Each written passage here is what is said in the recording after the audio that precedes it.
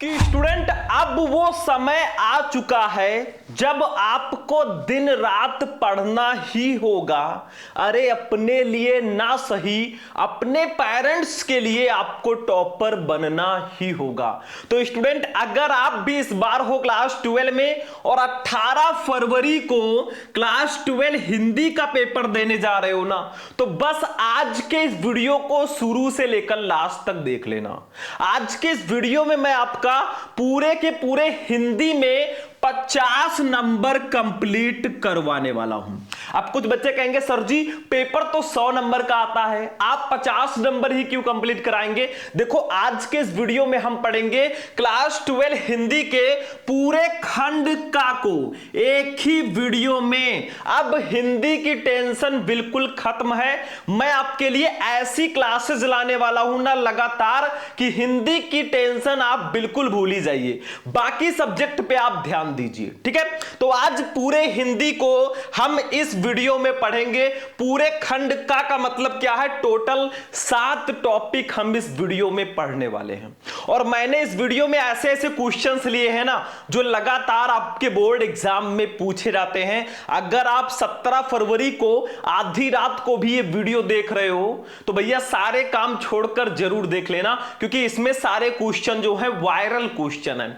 सबसे पहले हम पढ़ेंगे हिंदी के बहुविकल्पीय प्रश्नों को 10 नंबर के ये पूछे जाते हैं स्टूडेंट। तो सबसे पहले हम इंपॉर्टेंट ऑब्जेक्टिव क्वेश्चन को पढ़ेंगे। ये मैराथन क्लास है, छोटा मोटा क्लास नहीं है। उसके बाद में हम महत्वपूर्ण गद्यांश को सॉल्व करेंगे 10 नंबर। मतलब सिर्फ मैं गद्यांश को पढ़ाऊंगा ही नहीं बल्कि इसको सॉल्व करने का बेहतरीन ट्रिक भी मैं आपको बताऊंगा। ठीक है, उसके बाद में हम महत्वपूर्ण पद्यांश को सॉल्व करेंगे 10 नंबर। कुछ बच्चे कहते हैं सर जी पद्यांश हम नहीं सॉल्व कर पाते, उसका भी ट्रिक मैं बताने वाला हूं अभी इसी क्लास में। ये सब पढ़ेंगे। फिर लेखक का साहित्यिक परिचय पढ़ेंगे 5 नंबर का जो सबसे इंपॉर्टेंट है। फिर कवि का साहित्यिक परिचय 5 नंबर, फिर कहानी 5 नंबर और फिर खंड काव्य 5 नंबर। टोटल अगर जोड़ोगे ना तो 50 नंबर इस वीडियो में हम कंप्लीट करेंगे। तो चलिए स्टार्ट करते हैं। देर किस बात की, आपसे एक ही रिक्वेस्ट है, अगर इस वीडियो पर सिर्फ और सिर्फ 1000 लाइक आपने करवा दिया, 1000 लाइक्स और 1000 कमेंट इस वीडियो पर आ गए ना भाई, मैं आपको अपना जो एप्लीकेशन है ना जिसमें मैंने सारे इंपॉर्टेंट नोट्स रखे हैं वो मैं फ्री कर दूंगा। ये मेरी गारंटी है। अगर आप लोग किसी तरह 1000 लाइक 1000 कमेंट इस वीडियो पर कर देते हैं ना, लिख दीजिएगा ऐप फ्री, मैं आपको पूरा फ्री ऐप दे दूंगा। लेकिन कमेंट और लाइक रुकना नहीं चाहिए, चैनल को भी सब्सक्राइब कर लेना, गारंटी है। तो चलिए का वाला क्वेश्चन देखते हैं बच्चों, ध्यान से समझो। क्वेश्चन नंबर सबसे पहले बहुविकल्पीय प्रश्नों को पढ़ेंगे, 10 नंबर के आते हैं और कुछ मोस्ट इंपॉर्टेंट क्वेश्चन को हम सबसे पहले पढ़ेंगे। देखो का वाला क्वेश्चन है, बाण भट्ट की आत्मकथा के लेखक कौन है। बताओ बाण भट्ट की आत्मकथा इसके लेखक कौन है। अरे इनका चैप्टर आपके 12th में है, अब तो पता चल गया होगा ना। महावीर प्रसाद द्विवेदी, सरदार पूर्ण सिंह वासुदेव शरण अग्रवाल या हजारी प्रसाद द्विवेदी। अरे भैया हजारी प्रसाद द्विवेदी जी हैं बाण भट्ट की आत्मकथा के लेखक। अब कुछ बच्चे सोच रहे होंगे सर जी ने बहुत बड़ा अनाउंसमेंट कर दिया कि 1000 लाइक 1000 कमेंट पहुंचा दो, मैं ऐप फ्री कर दूंगा। ये मैं गारंटी ले रहा हूं मेरे भाई, आप करके तो देखो, पक्का है। चलो खा वाला, शिक्षा का उद्देश्य निबंध के लेखक कौन है। भारतेंदु हरिश्चंद्र, संपूर्णानंद, मोहन राकेश या राय कृष्ण दास। तो इसका राइट आंसर होगा संपूर्णानंद। भैया शिक्षा का उद्देश्य जो है ना इसके लेखक डॉक्टर संपूर्णानंद जी हैं। बहुत सिंपल से मैं आंसर बता रहा हूं। देखो ऑब्जेक्टिव क्वेश्चंस में कुछ रटना नहीं होता मेरे भाई, आपको सिर्फ समझते चलना है, बाकी सब हलवा है बिल्कुल से। चलो गा वाला क्वेश्चन देखो बच्चों, कवि वचन सुधा पत्रिका के संपादक कौन है। कवि वचन सुधा पता है कि नहीं पता है, बहुत इजी है। भारतेंदु हरिश्चंद्र, महावीर प्रसाद द्विवेदी, प्रताप नारायण मिश्र या हजारी प्रसाद द्विवेदी। भैया भारतेंदु हरिश्चंद्र जी हैं कवि वचन सुधा के संपादक। ये सब क्वेश्चन जो है ना आप प्रीवियस ईयर पेपर उठाकर देख लो, ये मैं नहीं बोल रहा हूं, ये रिकॉर्ड बोल रहा है। जो अब तक एग्जाम में आए हैं ना वो क्वेश्चन मैं इस वीडियो में लेकर आया जो सबसे ज्यादा रिपीट होते हैं और इस बार भी चांसेस हैं। घा चंद्रगुप्त नाटक के लेखक कौन है। राजकुमार वर्मा, लक्ष्मी नारायण मिश्र, जयशंकर प्रसाद या भारतेंदु हरिश्चंद्र? अरे भैया चंद्रगुप्त, स्कंद गुप्त, अजात शत्रु, इन सबके लेखक हमारे जयशंकर प्रसाद जी हैं, यानी कि तीसरा ऑप्शन बिल्कुल सही है। देखो आपके जो चैप्टर्स में लेखक और कवि है ना, सबका साहित्यिक परिचय, जीवन परिचय और उनकी रचनाओं को पढ़ लो। उनकी रचनाओं से रिलेटेड क्वेश्चंस आपको दिए जाते हैं और आपको फंसाया जाता है, ठीक है। चलो बच्चों अगला क्वेश्चन देख लो ध्यान से। रानी केतकी की कहानी के लेखक कौन है बताओ? रानी केतकी की कहानी बहुत इंपॉर्टेंट क्वेश्चन है। सारे बच्चे जब तक मैं ऑप्शन पढ़ रहा हूं आपका आंसर कमेंट बॉक्स में आना चाहिए, ठीक है, तभी तो मुझे लगेगा आप लोग पढ़ रहे हो। राम प्रसाद निरंजनी, लल्लू लाल, सदल मिश्र या इंसा अल्लाह खां?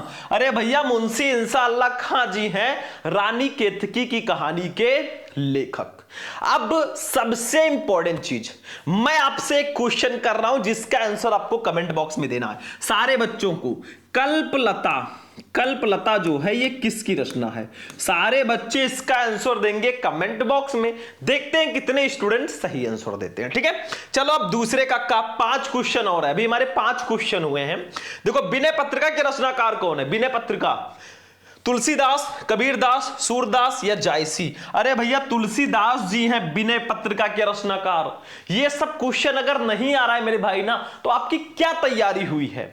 खुद का टेस्ट लो, ज्यादा से ज्यादा क्वेश्चंस पढ़ो। मैंने 50-50 क्वेश्चन करके आपको एक एक वीडियो में ऑब्जेक्टिव के बताए हैं। नहीं देख रहे हो, गलती आपकी है, फटाफट वीडियो देख लिया करो ताकि ये मिस ना हो। खा वाला कामायनी किस युग की रचना है? अब कामायनी किसकी रचना है? जयशंकर प्रसाद जी की। किस युग के कवि हैं ये बताओ? द्विवेदी युग, छायावादोत्तर युग, छायावादी युग या भारतेंदु युग? भैया ये सब छायावादी युग के कवि हैं। प्रसाद, सुमित्रा नंदन पंत, सूर्यकांत त्रिपाठी निराला, महादेवी वर्मा, ये सब छायावादी युग के कवि और कवित्री हैं। तो आपको थोड़ा सा फंसाकर क्वेश्चन किया जाएगा, लेकिन आप तो एक्सपर्ट हो ना, आपको तो सब पता है, बहुत आसान है। गा वाला निम्नलिखित में से छायावादोत्तर काल के कवि कौन है? इसमें से कौन से कवि हैं जो छायावादोत्तर काल के हैं? भारतेंदु हरिश्चंद्र, मैथिली शरण गुप्त, राम नरेश त्रिपाठी या शिवमंगल सिंह सुमन? अरे शिवमंगल सिंह सुमन जी जो है ना, ये छायावादोत्तर काल के कवि हैं। एक क्वेश्चन यहां पे और बनता है, बताओ यामा किसकी रचना है? यामा बहुत इंपॉर्टेंट रचना है भैया, और आप लोग इसका आंसर कमेंट बॉक्स में देंगे। चलो अगला क्वेश्चन देखते हैं बच्चों। हिंदी साहित्य में किस काल को श्रृंगार काल कहा जाता है? बताओ किस काल को श्रृंगार काल नाम से भी जाना जाता है? आदिकाल, भक्तिकाल, रीतिकाल या आधुनिक काल? फटाफट टिक करो। रीतिकाल। रीतिकाल को हम श्रृंगार काल के नाम से भी जानते हैं। इंपॉर्टेंट है मेरे भाई। अंगा मोहन राकेश रचनाकार हैं किस युग के? भारतेंदु युग के, द्विवेदी युग के, शुक्ल युग के या शुक्लोत्तर युग के? तो भैया ये जो है शुक्लोत्तर युग के रचनाकार हैं। 2-3 क्वेश्चन मैं आपसे और कर रहा हूं क्योंकि आपका टेस्ट लेना जरूरी है, अब एग्जाम आ रहा है, ठीक है। बहुत इंपॉर्टेंट क्वेश्चन मैं करूंगा। साकेत किसकी रचना है? साकेत, ठीक है। उसके बाद में चिदंबरा किसकी रचना है? इन सबका आंसर जितने भी मैं क्वेश्चन कर रहा हूं ना, सबका आंसर दो। कम से कम खुद का टेस्ट लो, और अगर नहीं आ रहा है गूगल से सर्च करके आंसर लिखो, क्योंकि जब आप सर्च करोगे ना आपका माइंड उस आंसर को पकड़ लेगा। जैसे आंसर जानोगे बाद में एग्जाम में आता है, आप लिखकर चले आओगे। तो टॉप 10 ऑब्जेक्टिव क्वेश्चन मैंने आज आपको बता दिए, क्योंकि हमें पूरे 50 नंबर के क्वेश्चन देखने मेरे भाई। अब चलते हैं अपने गद्यांश पे।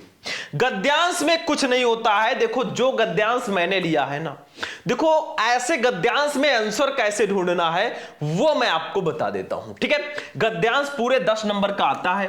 आपको क्या करना है, एक गद्यांश दिया जाएगा, वैसे मैंने थोड़ा छोटा लिया है, यहां से लेकर यहां तक एक गद्यांश दिया गया। इसके नीचे 5 क्वेश्चंस हैं आपके सामने, खुद ही देख लो। पांचों का आंसर दे दो, 2-2 नंबर के ये आते हैं, मतलब एकदम हलवा है मेरे भाई। और सारे के सारे क्वेश्चन का आंसर जो है ना आपको इसी गद्यांश में मिल जाएगा। सिर्फ थोड़ा सा दिमाग लगाना है, ठीक है। कैसे लिखना है आंसर वो तो मैं अभी बताऊंगा ही, लेकिन पहले हम इसको पढ़ते हैं और क्वेश्चन का आंसर ढूंढते हैं, क्योंकि आपके एग्जाम में आपको आंसर लिखा नहीं मिलेगा, खुद ढूंढना पड़ेगा। तो आखिर ट्रिक क्या है वो मैं बता देता हूं, ध्यान से समझो, ठीक है। चलो, मातृभूमि पर निवास करने वाले मनुष्य राष्ट्र का दूसरा अंग है। पृथ्वी हो और मनुष्य ना हो तो राष्ट्र की कल्पना असंभव है। पृथ्वी और जन दोनों के समन्वय से ही राष्ट्र का स्वरूप संपादित होता है। जन के कारण ही पृथ्वी मातृभूमि की संज्ञा प्राप्त करती है। पृथ्वी माता है और जन सच्चे अर्थों में पृथ्वी के पुत्र हैं। अब देखो इतना पढ़ लिया। सबसे पहला क्वेश्चन आपका रहेगा ना, उपरोक्त गद्यांश के पाठ और लेखक का नाम लिखिए। अब आप में से कितने स्टूडेंट हैं जिनको ये इस पाठ का नाम पता होगा, जिस पाठ से ये गद्यांश लिया गया है? अरे भैया ट्रिक जान लो। देखो, आपको पहले से ही पाठ का नाम और उसके लेखक का नाम पता होना चाहिए कि राष्ट्र का स्वरूप चैप्टर के लेखक वासुदेव शरण अग्रवाल जी हैं, अशोक के फूल के लेखक हजारी प्रसाद द्विवेदी जी हैं, निंदा रस के हरिशंकर प्रसाद जी हैं, और भाषा और आधुनिकता के प्रो जी सुंदर रेड्डी जी हैं। इतना पता होना चाहिए। अब आप बहुत आसानी से समझ सकते हो। देखो, इसमें अगर देखोगे तो राष्ट्र आया है, यहां पे तो चैप्टर का ही नाम दे दिया गया, राष्ट्र का स्वरूप। तो सिंपल है, ये राष्ट्र का स्वरूप चैप्टर का गद्यांश है, इसके लेखक है वासुदेव शरण अग्रवाल जी। इसीलिए मैं कहता हूं पाठ और उसके लेखक का नाम पहले से याद कर लो, आपको ट्रिक तो गद्यांश में ही मिल जाएगा कि किस चैप्टर से है। अशोक के फूल से होगा तो अशोक मिलेगा, भाषा और आधुनिकता से होगा भाषा मिल जाता है, निंदा रस से होगा निंदा मिल जाएगा। ऐसा होता है मेरे भाई। तो अब क्वेश्चन फर्स्ट हमारा 2 नंबर तो ऐसे ही क्लियर हो गया। दूसरा, रेखांकित अंश की व्याख्या कीजिए।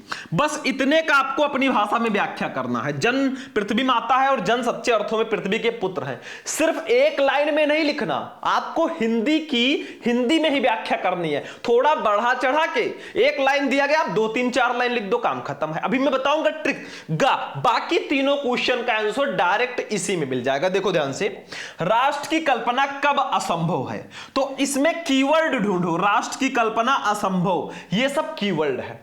अब इसको आप इसमें ढूंढो। ये देखो, राष्ट्र की कल्पना असंभव है, तो यहां से आप जहां से लाइन स्टार्ट हुआ है यहां से लेकर यहां तक लिख दो। मतलब जहां भी आपके क्वेश्चन का कीवर्ड मिल जाए ना, वही पूरी लाइन आपको उठाकर लिख देनी है, जहां से फुल स्टॉप स्टार्ट हुआ है, जहां पर अंत हुआ है। तो देखो, पृथ्वी हो और मनुष्य ना हो तो राष्ट्र की कल्पना असंभव है। अरे भैया, ये देश कब बनेगा? जब इसमें रहने वाले लोग रहेंगे। अभी हम ही ना होते तो ये भारत देश कैसे बनता मेरे भाई? ठीक है, ऐसे पड़ा रहता बंजर। चलो चौथा, पृथ्वी और जन दोनों मिलकर क्या बनाते हैं? तो पृथ्वी और जन मिलकर, ये सब कीवर्ड है, तो देखो लिखा होगा कहीं, ये देखो, पृथ्वी और जन दोनों के समन्वय से ही राष्ट्र का स्वरूप संपादित होता है। सीधा सीधा आंसर दिया है, हमें कुछ नहीं करना। और दुनिया का कोई भी गद्यांश हो, अगर आप क्वेश्चन का कीवर्ड गद्यांश में ढूंढ लेते हैं, उस लाइन को लिख देते हैं, आधा नंबर भी एग्जामिनर नहीं काट सकता। पांचवा, पृथ्वी कब मातृभूमि की संज्ञा प्राप्त करती है? तो इसमें पृथ्वी, मातृभूमि, ये सब जो है आपका कीवर्ड है।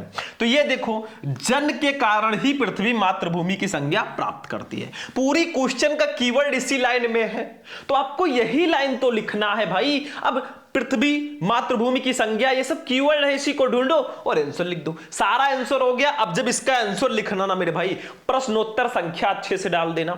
देखो, अगर आपको और भी गद्यांश चाहिए तो YouTube पे सर्च करो, क्लास 12 हिंदी इंपॉर्टेंट गद्यांश शुभम लेक्चरर, आपको और भी गद्यांश के वीडियो मिल जाएंगे। अगर आपको हिंदी की कॉपी लिखनी नहीं आती, YouTube पे सर्च करो हिंदी की कॉपी कैसे लिखे शुभम लेक्चरर, पूरी कॉपी लिखना मैंने बता रखा है। ऐसा कोई टॉपिक है ही नहीं जो मैंने बताया हो। चलो, जब इसको सॉल्व करेंगे, मातृभूमि पर डॉट डॉट डॉट डॉट करके पृथ्वी के पुत्र हैं, ये ऐसे लिख देंगे, मातृभूमि डॉट डॉट डॉट डॉट करके पुत्र हैं। क्यों? क्योंकि आपके हिंदी के पेपर में 2 गद्यांश दिए जाते हैं, करना एक ही होता है। अब आपने कौन सा किया है, एग्जामिनर को कैसे पता चलेगा? तो ये लिखना जरूरी है, संकेत है ये। ठीक है, फर्स्ट क्वेश्चन हमारा था, उपरोक्त गद्यांश के पाठ और लेखक का नाम लिखिए। तो देखो बच्चों, बहुत आसान है, आप डायरेक्टली भी लिख सकते हो। तो फर्स्ट, पाठ का नाम, राष्ट्र का स्वरूप, लेखक का नाम डॉक्टर वासुदेव शरण अग्रवाल। लेकिन हम संदर्भ के रूप में भी लिख सकते हैं। देखो, दोनों सही है। अगर आप डायरेक्ट लिख दोगे ना, पाठ का नाम, राष्ट्र का स्वरूप, लेखक का नाम डॉक्टर वासुदेव शरण अग्रवाल, वो भी बिल्कुल सही है, 2 नंबर आपको पूरे मिलेंगे। लेकिन ऐसे भी लिख सकते हो, प्रस्तुत गद्यांश हमारी पाठ्य पुस्तक के गद्य भाग में संकलित एवं भारतीय संस्कृति की अध्येता डॉक्टर वासुदेव शरण अग्रवाल द्वारा लिखित राष्ट्र का स्वरूप शीर्षक निबंध से अवतरित है। इसको संदर्भ बोलते हैं। आप ऐसे भी लिख सकते हो, और ऐसे नहीं लिख पा रहे हो ना, तो भाई क्या करो, आप डायरेक्ट लिख दो, पाठ का नाम, राष्ट्र का स्वरूप, लेखक का नाम डॉक्टर वासुदेव शरण अग्रवाल। हो गया, बस सिंपल है, 2 नंबर फिक्स है। ठीक है, 2 नंबर कंप्लीट। तो दोनों तरीका है, जैसा आप चाहो लिख दो, 2 नंबर आपको मिल जाएगा। ठीक है, तो संदर्भ भी लिख सकते हो। ठीक, चलो दूसरा क्वेश्चन नंबर 2 देखो, रेखांकित अंश की व्याख्या कीजिए। अब आपको सिर्फ इतने का व्याख्या करना है, पृथ्वी माता है और जन सच्चे अर्थों में पृथ्वी के पुत्र हैं, सिर्फ इतने का ही आपको व्याख्या करना है। तो भैया आपको कहीं बाहर से कुरियर करके नहीं मंगाना है, आपको आंसर इसी को बना के थोड़ा बढ़ा चढ़ा के लिख दोगे, आपको नंबर मिल जाएगा, ये मेरी गारंटी है। देखो रेखांकित अंश की व्याख्या, एक प्यारा सा हेडिंग डालेंगे, लिखेंगे इसको, ऐसे आप लोग अंडरलाइन भी कर देना। देखो बढ़िया से ब्लैक कलर से लिखना और उसको अंडरलाइन कर देना, ठीक है। देखो, जब तक किसी भूभाग पर निवास करने वाले मनुष्य भूमि को माता और स्वयं को उस भूमि का पुत्र नहीं मानते, तब तक उसमें राष्ट्रीयता की भावना उत्पन्न नहीं हो सकती। मतलब थोड़ा ऊपर की लाइन से रिलेट करके आपको रेखांकित अंश की व्याख्या लिख देनी है, ठीक है। जब हम देश को अपनी माता के रूप में अनुभव करने लगते हैं, तभी हमारे हृदय में ऐसे भाव जन्म लेते हैं जिनके आधार पर राष्ट्र का निर्माण करने की इच्छा होती है। मतलब ऐसा नहीं है कि एक लाइन में दिया गया तो आप एक ही लाइन में लिखें, नहीं मेरे भाई, आपको 2-3 लाइन में लिखना, थोड़ा बढ़ा चढ़ा के, ठीक है। बस नंबर मिल गया, हो गया, बस इसी से रिलेटेड लिखना, ठीक है। चलो तीसरा क्वेश्चन देखो, राष्ट्र की कल्पना कब असंभव है? मैंने ढूंढ कर बताया था, कुछ करना ही नहीं है, आंसर बिल्कुल हलवा है, समझ लो। देखो ये, मनुष्य के बिना राष्ट्र की कल्पना असंभव है भैया, जब तक हम नहीं होंगे राष्ट्र का निर्माण नहीं होगा, ठीक है। एक राज्य का निर्माण नहीं होगा, राष्ट्र की बात ही छोड़ दो, ठीक है। इसके बाद में क्वेश्चन नंबर 4, बाकी अगर आपने स्टार्टिंग के 2 क्वेश्चन कर लिए ना, तो बाकी तीनों क्वेश्चन बहुत इजी हो जाते हैं। चौथा, पृथ्वी और जन दोनों मिलकर क्या बनाते हैं? अरे पृथ्वी और जन दोनों मिलकर राष्ट्र का स्वरूप बनाते हैं, बस हो गया। ये देखो, पृथ्वी और जन दोनों मिलकर राष्ट्र का स्वरूप बनाते हैं, 2 नंबर यहां पर भी कंप्लीट। क्या है, अरे कहां पड़े हो चक्कर में, कोई नहीं है टक्कर में। अगला क्वेश्चन देखो, क्वेश्चन नंबर लास्ट हमारा 5 होगा, पृथ्वी कब मातृभूमि की संज्ञा प्राप्त करती है? तो इसका भी आंसर एकदम हलवा है, समझ लो। ये देखो लास्ट क्वेश्चन, पृथ्वी और जन, मतलब पृथ्वी पर जन का निवास होने पर वो मातृभूमि की संज्ञा प्राप्त करती है। मतलब जब हम लोग पृथ्वी पर रहेंगे, हम ही लोग तो कहते हैं धरती हमारी माता है, तो हम लोगों के निवास करने पर ही पृथ्वी मातृभूमि की संज्ञा प्राप्त करती है। बस हो गया, 5 का आंसर हो गया। अगर ऐसे करके आओगे, मेरी गारंटी है बच्चों 10 में 10 पूरे नंबर मिलेंगे, एक भी नंबर छोड़ो, आधा भी नंबर एग्जामिनर नहीं काट पाएगा। चलो बच्चों अब चलते हैं पद्यांश पे, ध्यान से समझो। गद्यांश हो गया हमारा, नेक्स्ट देखिए पद्यांश। अब देखो सबसे ज्यादा प्रॉब्लम जो बच्चों को होती है ना, वो होता है पद्यांश में, कि सर पद्यांश करना नहीं आता। गद्यांश में तो हमें क्वेश्चन का आंसर डायरेक्टली दिया ही रहता है, लेकिन हमें पद्यांश सॉल्व करना नहीं आता। अब क्या करें? तो देखो भैया, ये पद्यांश जो है 10 नंबर का ये भी आएगा, बहुत सिंपल है। मतलब आपको एक पद्यांश दिया गया, उसके नीचे 5 क्वेश्चन है, सेम वही प्रोसेस जो गद्यांश में था, ठीक है। और 5 का आंसर दो, 10 नंबर ले जाओ। अब देखो ध्यान से, बहुत ध्यान से देखो, कहते आते थे यही अभी नरदेही, माता न कुमाता पुत्र कुपुत्र भले ही, अब कहे सभी ये हाय विरुद्ध विधाता, है पुत्र पुत्र ही रहे कुमाता माता, बस मैंने इसका वाह मात्र ही देखा, दृढ़ हृदय न देखा मृदुल गात्र ही देखा, परमार्थ न देखा पूर्ण स्वार्थ ही साधा, इस कारण ही तो हाय आज यह बाधा, युग युग तक चलती रहे कठोर कहानी, रघुकुल में भी थी एक अभागिन रानी, निज जन्म जन्म में सुने जीव या मेरा, धिक्कार उसे था महास्वार्थ ने घेरा। अब दिखने में लग रहा है भाई बहुत बड़ा पद्यांश है, अरे हिंदी मीनिंग निकालो भैया। कुछ इंपॉर्टेंट चैप्टर मैंने बताए थे, जैसे पवन दूतिका, कैकेयी का अनुताप, श्रद्धा मनु, गीत, ये सब इंपॉर्टेंट चैप्टर्स हैं। आप थोड़ा हिंदी मीनिंग निकालो और खेल देखो, बहुत आसान हो जाएगा। अब ये जो है ना पद्यांश, ये कैकेयी का अनुताप चैप्टर से लिया गया है। जो कैकेयी जी ने श्री राम जी को 14 वर्ष का वनवास भिजवाया था ना, अब वो पश्चाताप कर रही है, अब वो अनुताप कर रही है, ठीक है। ये उसी से लिया गया। देखो क्या कह रही है, वो राम जी से मिलने गए हैं, कैकेयी भरत सब अयोध्यावासी भी गए हैं। तो देखो, कहते आते थे यही अभी नरदेही, मतलब कहते आते थे, लोग कहते आते थे यही अभी नरदेही, यानी कि मनुष्य, यानी कि मनुष्यों में लोग अभी तक यही कहते आते थे, माता न कुमाता पुत्र कुपुत्र भले ही, मतलब माता न कुमाता, माता बुरी नहीं हो सकती, कुमाता का मतलब बुरी, लेकिन पुत्र भले ही कुपुत्र हो जाए, पुत्र भले ही बुरा हो जाए, लेकिन माता बुरी नहीं हो सकती। अब कहे ये सभी ये हाय विरुद्ध विधाता, अब सभी लोग विरुद्ध, मतलब विधाता के विरुद्ध जाकर यही कहेंगे, है पुत्र पुत्र ही रहे कुमाता माता। मतलब पुत्र तो पुत्र ही है, लेकिन माता कुमाता हो गई है, माता बुरी हो गई है, क्योंकि कैकेयी जी ने श्री राम जी को 14 वर्ष का वनवास भिजवाया था। तो अब वो पश्चाताप कर रहे हैं कि लोग यही कहेंगे कि भाई माता कैसे बुरी हो गई, बस मैंने इसका वाह मात्र ही देखा।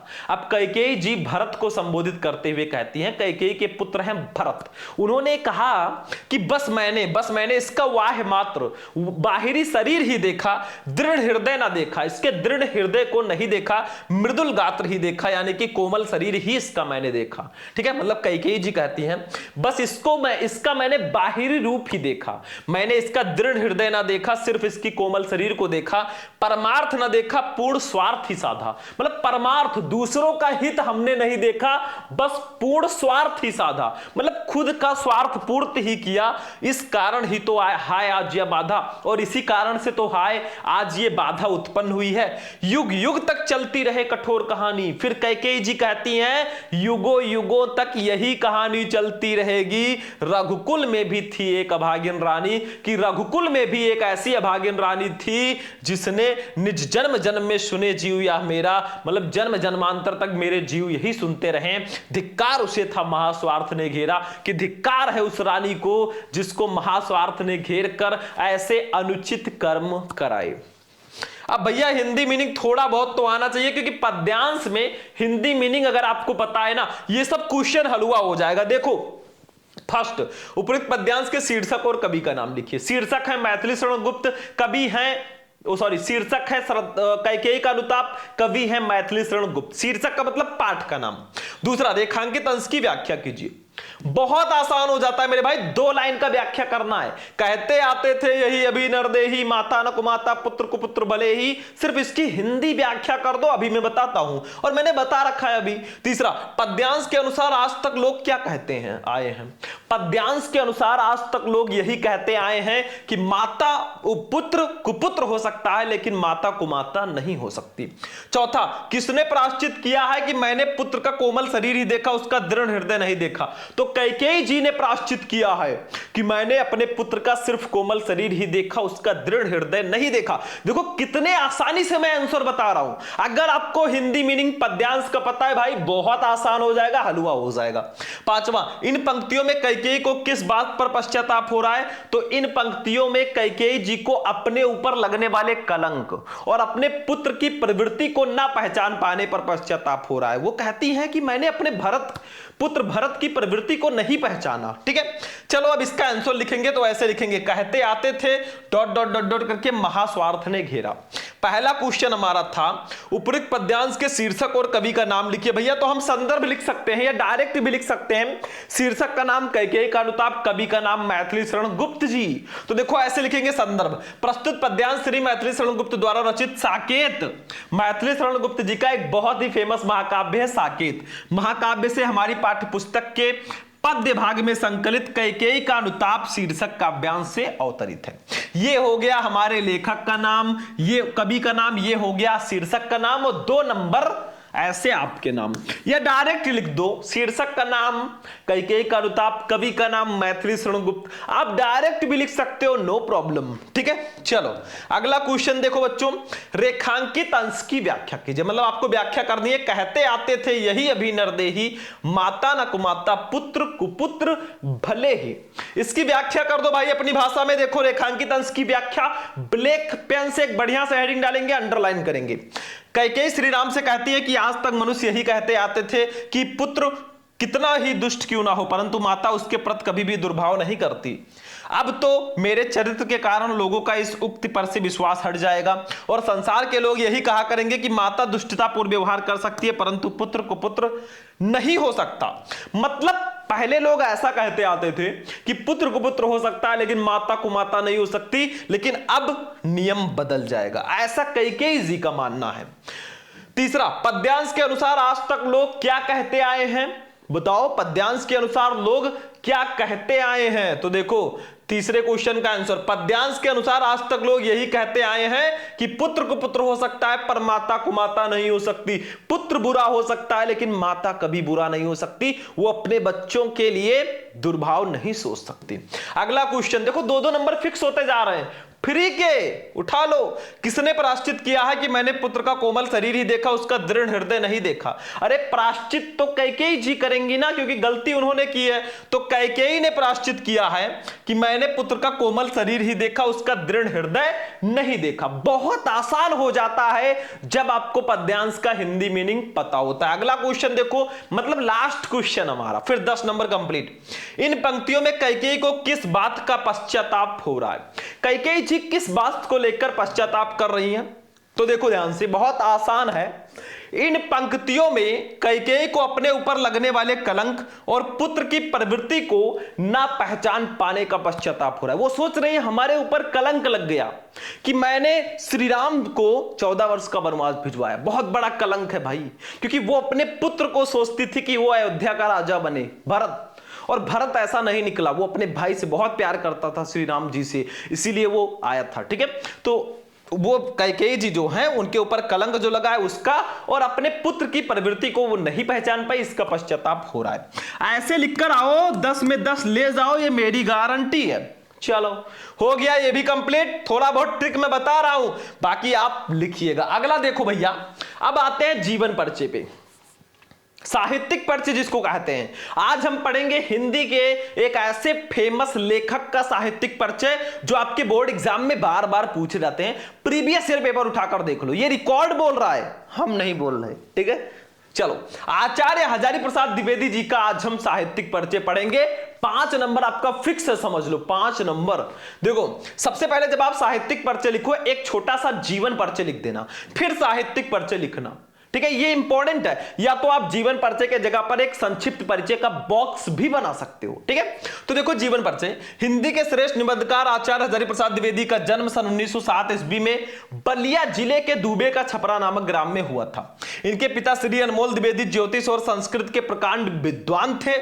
हजारी प्रसाद द्विवेदी का 19 मई 1979 ईस्वी को रुग्णता के कारण स्वर्गवास हो गया। अरे बस हो गया भैया, आपका जीवन परिचय में सिर्फ इतना लिखो, जन्म, जन्मस्थान, शिक्षा दीक्षा, मृत्यु, बस हो गया। मेन हेडिंग साहित्यिक परिचय, 3 नंबर इसका मिलेगा, 2 नंबर रचनाओं का। देखो मैंने सारे के सारे जीवन परिचय एक ही वीडियो में बता रखे हैं, यूट्यूब पे सर्च करना, क्लास 12 हिंदी इंपॉर्टेंट जीवन परिचय शुभम लेक्चरर, सारे के सारे एक वीडियो में, जितने भी लेखक हैं, जितने भी कवि हैं, सबका एक वीडियो में जाकर छाप दो। चलो तो साहित्यिक परिचय, हजारी प्रसाद द्विवेदी साहित्य के, देखो साहित्यिक परिचय में हमें लिखना होता है इनका हिंदी साहित्य में परिचय कैसा है, क्या क्या करते थे, कैसे लेखक थे, ये सब। ठीक है, अगर कोई पुरस्कार मिला है वो भी लिख दो। तो हजारी प्रसाद द्विवेदी साहित्य के प्रख्यात निबंधकार, इतिहास लेखक, अन्वेषक, आलोचक, संपादक तथा उपन्यासकार के अतिरिक्त कुशल वक्ता और सफल अध्यापक भी थे। अरे इतनी सारी क्वालिटीज थी। वे मौलिक चिंतक, भारतीय संस्कृति और इतिहास के मर्मज्ञ, बंगला तथा संस्कृत के प्रकांड विद्वान थे। मतलब भाई हम एक टीचर हैं और हमें लग रहा है भाई काफी कुछ हम कर रहे हैं बच्चों के लिए, लेकिन इनके अंदर इतनी सारी क्वालिटीज थी। इनके साहित्य पर संस्कृत भाषा, आचार्य रामचंद्र शुक्ल और रविंद्रनाथ ठाकुर का स्पष्ट प्रभाव है। इन्होंने विश्व भारती और अभिनव भारतीय ग्रंथमाला का संपादन किया। इन्होंने नित्य प्रत के जीवन में गतिविधियों और अनुभूतियों की मार्मिकता के साथ चित्रण किया है। ये हिंदी ललित निबंध लेखकों में अग्रगण्य हैं। द्विवेदी जी की साहित्य सेवा को डी.लिट, पद्म भूषण और मंगला प्रसाद पारितोषिक से सम्मानित किया गया। मतलब इनको इतनी उपाधियां मिली है, सम्मान मिला है। बस हो गया, साहित्यिक परिचय हो गया, स्क्रीनशॉट ले लो। रचनाएं देख लो, इनकी प्रमुख रचनाएं निम्न है। 3 नंबर आपका साहित्यिक परिचय का कंप्लीट, 2 नंबर रचनाओं का। इनकी प्रमुख रचनाएं निम्न है, जैसे निबंध संग्रह में अशोक के फूल, कुटज, विचार प्रवाह, विचार और वितर्क, आलोक पर्व, कल्पलता, ये इनके निबंध की रचनाएं हैं। फिर आलोचना साहित्य में सूरदास, कालिदास की लालित योजना, कबीर, साहित्य सहचर, साहित्य का मर्म। इतिहास में हिंदी साहित्य की भूमिका, हिंदी साहित्य का आदिकाल, हिंदी साहित्य। उपन्यास में बाण भट्ट की आत्मकथा, चार चंद्रलेख, पुनर्नवा और अनामदास का पोथा। बस हो गया, 2 नंबर इसका भी कंप्लीट। यानी कि ऐसे लिखकर आओ और 5 में 5 लेकर आओ, कोई काट ही नहीं सकता। चलो बच्चों कवियों पे चलते हैं। टाइम वेस्ट नहीं करेंगे।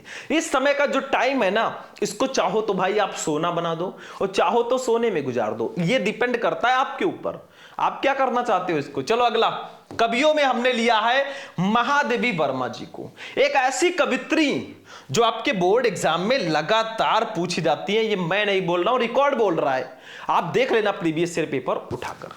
सेम प्रोसेस, पहले जीवन परिचय देखो।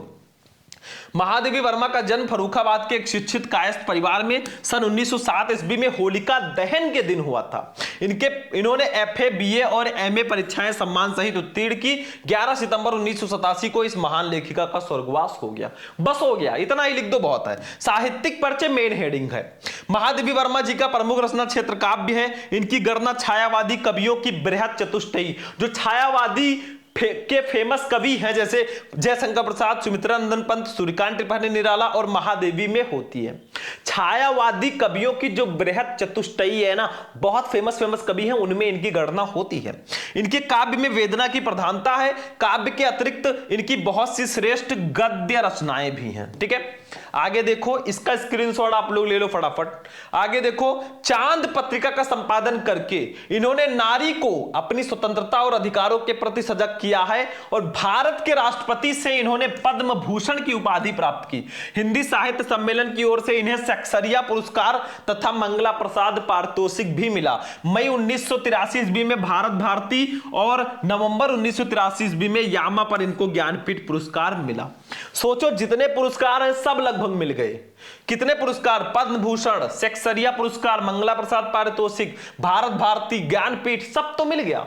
अब आप एक आइडिया लगा सकते हो कितनी फेमस कवित्री हैं ये। ठीक है, चलो रचनाएं देख लो। महादेवी वर्मा जी की रचनाएं निम्न है, जैसे काव्य में निहार, रश्मि नीरजा, शांत गीत, दीपशिखा, यामा आदि इनकी रचना है। निबंध में अतीत के चलचित्र, स्मृति की रेखाएं, श्रृंखला की कड़ियां आदि। आलोचनात्मक ग्रंथ में हिंदी का विवेचनात्मक गद्य। बस, बहुत ज्यादा रचनाएं नहीं करती थी, मतलब काव्य में इनकी रचना ज्यादा है। चलो हो गया भैया, मतलब 2 नंबर 3 नंबर साहित्यिक परिचय का, 2 नंबर इसका, दोनों मिला लो, 5 में 5 पूरे मिलेंगे, आधा नंबर भी नहीं कटेगा। चलो कहानी पे आ गए बच्चों, और आज हम पढ़ेंगे एक ऐसी कहानी को जो आपके बोर्ड एग्जाम में आता ही आता है 100%। इसका कहानी है पंचलाइट कहानी का सारांश। देखो, मैंने पंचलाइट कहानी को अलग से वीडियो में पढ़ाया था। लाखों बच्चों ने, लगभग 2 लाख बच्चों ने इस वीडियो को देख लिया है। अगर आप लोग YouTube पे सर्च करोगे पंचलाइट कहानी का सारांश शुभम लेक्चर, आपको वीडियो मिल जाएगा। क्यों देखा बच्चों ने? क्योंकि उनको पता है कि जो कहानी है ना 100% फिक्स टॉपिक है। जीवन परिचय, कहानी, खंडकाव्य, ये सब 100% फिक्स होते हैं, तो उसको पढ़ोगे नहीं तो क्या करोगे भाई, वो तो पढ़ना ही पढ़ना है। तो आज हम पंचलाइट कहानी का सारांश वैसे पढ़ेंगे। इसको मैं पहले ही पढ़ा चुका हूं, आज मैं आपको वैसे समझा देता हूं। देखो, पंचलाइट रेणु जी की एक आंचलिक कहानी है। रेणु का मतलब फणीश्वर नाथ रेणु जी की कहानी में बिहार के एक पिछड़े गांव के प्रवेश का सुंदर चित्रण किया गया है। मतलब इस कहानी में बिहार के एक पिछड़े गांव का सुंदर चित्रण किया गया है। महतो टोली में अशिक्षित लोग हैं। बिहार में एक महतो टोली है जिसमें कुछ अशिक्षित लोग हैं, मतलब पढ़े लिखे ज्यादा नहीं हैं। उन्होंने रामनवमी के मेले में पेट्रोमैक्स खरीदा, जिसे वे पंचलाइट कहते हैं। रामनवमी का मेला आया और उस गांव के उस टोली के लोग ने पेट्रोमैक्स खरीदा, जिसको वो पंचलाइट बोलते हैं। पंचलाइट को ये सीधे साधे लोग सम्मान की चीज समझते हैं। मतलब पंचलाइट को ये लोग समझते हैं कि भाई अगर ले आए ना तो हमारा सम्मान बहुत ज्यादा बढ़ जाएगा। जैसे हम लोग सोचते हैं भाई अगर कोई बड़ी गाड़ी ले आए तो हम लोगों का सम्मान बढ़ जाएगा, वैसे इनके लिए पंचलाइट बहुत बड़ी चीज है, क्योंकि थोड़े पिछड़े थे।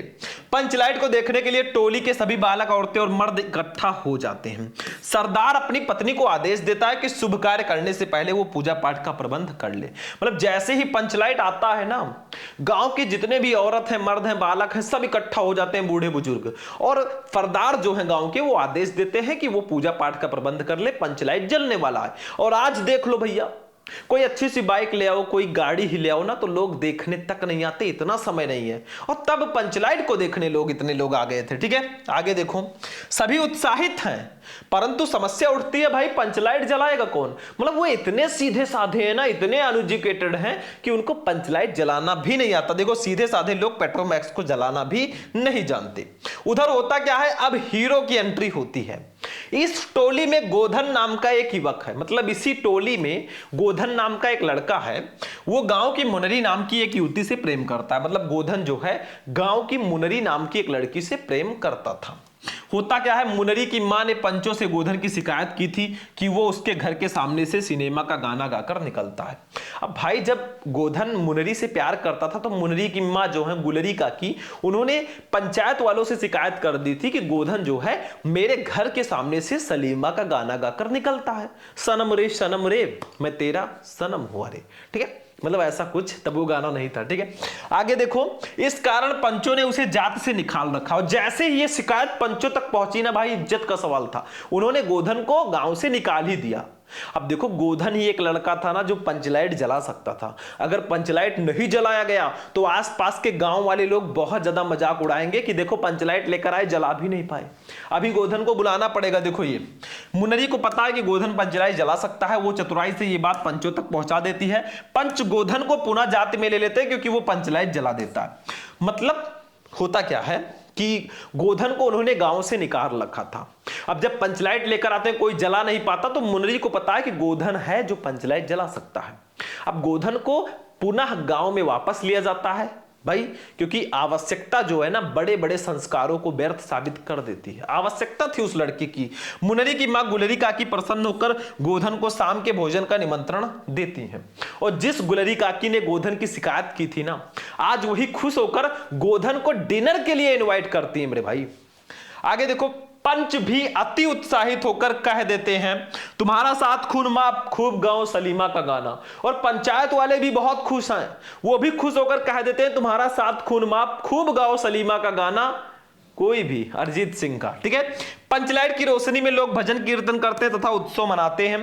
कहानी का कथानक सजीव है। सीधे साधे लोगों को, अनपढ़ लोगों की संवेदनाओं को वाणी देने में रेणु जी समर्थ रहे हैं। इस कहानी में आंचलिक जीवन की सजीव झांकी प्रस्तुत की गई है।